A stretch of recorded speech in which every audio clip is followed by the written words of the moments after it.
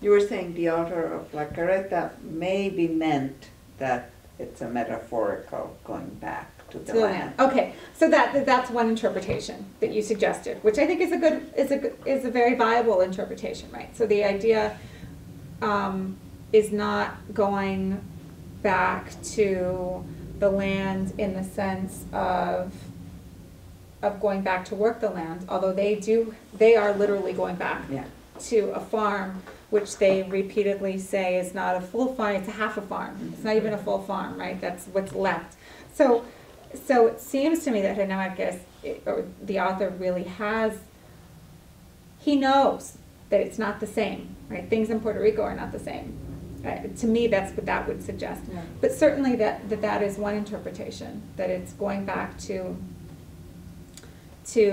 their home country. They shouldn't be homeland, right? Not just to work the land, but to go back to their homeland, that they shouldn't be, that they have sort of no business being in New York. That's not the right place for them. That's one interpretation.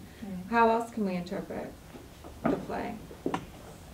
Or maybe we would simply critique the play or critique La Carreta for that reason, right?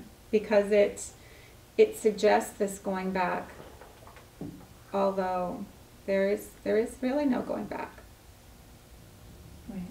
It's like sarcasm almost towards the end when he calls it a half of a farm. Mm-hmm. Mm-hmm. It seems that they're aware of that. They're aware of that, right? And it almost what makes the play so bleak. Well, also, like how the younger generation, which would be Juanita, is the one that's standing firm and decided, like, el palazulo. And the mother, who's the older generation, which would represent that country plantation or your sharecropping lifestyle, is the one that's hovering down and crying and sobbing. Mm-hmm. It's almost like, aside from just crying for her son, it's also that idea of that kind of lifestyle also pretty much being done. Mm-hmm. Because you only get half a farm. Mm-hmm. Okay. So there really is no going back. This idea of going back, there's really no going back, right? And so what is really left for them? I mean, I think that if we interpret it that way, it's much more bleak. It's really what makes it so bleak. Mm-hmm. Because if they could go back and live happily ever after, then we wouldn't really see it as being such a bleak situation. It wouldn't be that bad. I think that the idea that this idea of going back, it's almost like they're going back, but they really know that going back is not going to be what it was. Mm-hmm. Puerto Rico's not what it was. And I also get this sense, like with Grease and searching, and what he's searching for with the machine,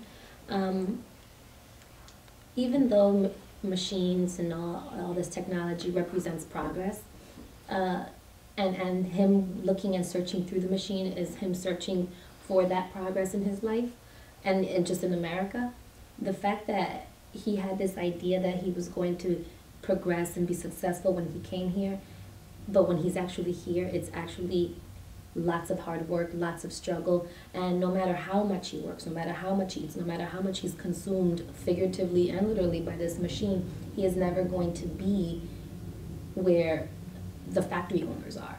Mm-hmm. I mean, he's not blue blood, he's not, doesn't come from a rich family background, rich family name that's established in America. So no matter, he's the immigrant, and he can work 15 hours a day, and he can be consumed by this machine, and he can be consumed by work and the idea and hope of progress. But at the end of the day, even though he progresses in his life, he can buy himself a gold watch, he can buy his mom a fur coat or whatever, he still is the immigrant. So it's almost like that story of defeat, and then you have to go back home. Mm-hmm. And then to add salt to the injury, home is not even what it used to be. So it's just doubly defeat. Right. Which is that's the reason why it was morbid, and it's almost morbid to me reading it. It was like, whoa. Any other comments? I really strongly disagree, not knowing what the author meant, that it is a bleak. I think he is writing it that it's good to go back. He is against the society such as it is here, the machines, and you're unhappy, and it's a sadness, maybe we can't quite diagnose why and da-da-da, but Mom has always wanted to go back and she's very happy. The turnabout is that Juanita wants to go back, and I sort of believe her, she does, that she's not throwing in, what do you say, it's not in Throwing in the defeat. towel. Yeah, that she goes back as a stronger woman. I think that we are interpreting, oh, but what will they find? I think the author is saying, too bad that the price was that Luis had to die for them to realize what a folly it was to come to this place without blue skies and all of that. But I don't think that Luis is so, I mean, and they present him as someone quite not ridiculous, but with dreams that will never be fulfilled. But on the other hand, this is the land of immigrants in which... But Puerto Ricans are immigrants, right? I mean, that's another thing. We're calling them immigrants. It's come up as immigrants here, but that's not... I mean, I think one thing that's really important to remember is that Puerto Rico, at the time, was really, I mean, and this is questioned, but people call it different things, but at the time it wasn't even a free associated state, right? It was really a U.S. territory. And so being here, being there, I wonder, that's one thing that comes up that's interesting. Now, and by the 50s, by 53, it becomes a free associate, 52, it becomes a free associated state. So by 1952, so right around that time, all of these things are happening on the island, right? Puerto Rico in, was it 40, well, Luis Muñoz Marin becomes the first governor, 48, and then in 52, it becomes a free associated state. So it's not only economically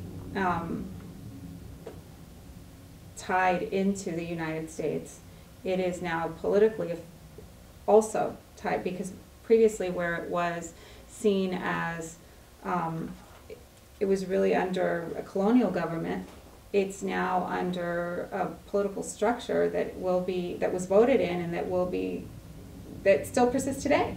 It hasn't been able to, the Puerto Rican situation hasn't really been resolved, right? And so this was something that happened right around the time of this play, and certainly the author was very aware of it. He's aware of what's going on when he writes it. So I think that that's an interesting thing to take into consideration when we read the play, when we try to interpret the ending of it, when we try to understand the ending of the play. What does it mean? And if it is indeed what he meant, you know, that going back is better, I wonder if we could then critique him as well, right? Critique the author of the play himself for suggesting that such a... It's very typical nationalist, looking at other cultures. And as disparate as Northern Europe, Eastern Europe, this idea that going back to simpler times, you're going back to your roots, and that is good, no question asked. That in and of itself is better. That's sort of part of what a nationalist believes. I don't know the author and the context politically, what he stood for, but just reading this, I would assume that he was for independence, for, you know, a nationalist.